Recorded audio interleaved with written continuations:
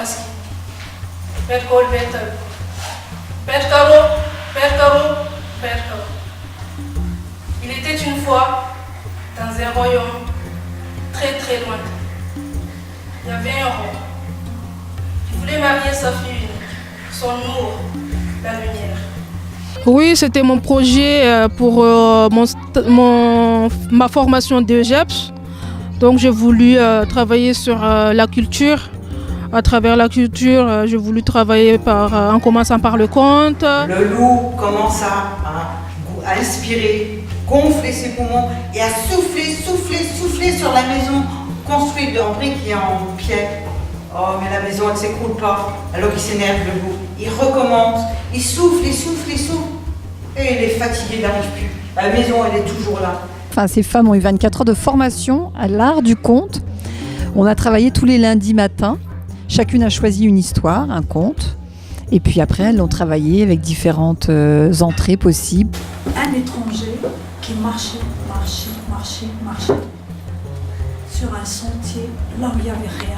On s'est organisé entre nous pour raconter chacun dans sa langue ou chacun ramène une histoire de son pays pour raconter aux enfants. Et pourquoi vous les aimez bien les contes en fait? Parce que ça nous fait apprendre qu'est-ce qu'on a pas encore appris. Avec Véro, des fois, elle nous a fait lire un peu pour qu'en même temps travailler à l'école, ça nous fait apprendre un peu la lecture.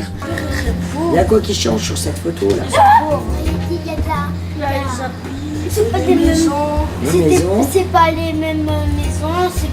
Alors là, on ne parle pas de spectacle, hein. Vous avez vu, c'est très intime, c'est plutôt un moment compté, c'est une étape du travail, c'est pas un spectacle déjà, parce que le conte et le spectacle, c'est pas forcément deux mots qui vont ensemble, c'est plutôt un moment compté, un moment suspendu, assez intime.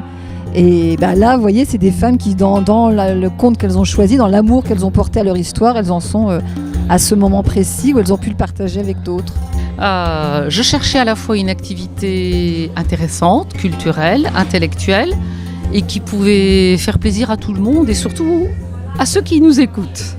En fait, la transmission du conte par le voix orale mais pas écrit, c'est plus intéressant parce que là, c'est le public qui écoute, le public on est face à face avec le public, il interagit avec nous. Il y a de la transmission du savoir, la transmission de la culture de l'autre. On arrive à se connaître en fait à travers le conte aussi. Le cœur tranquille et l'esprit éveillé.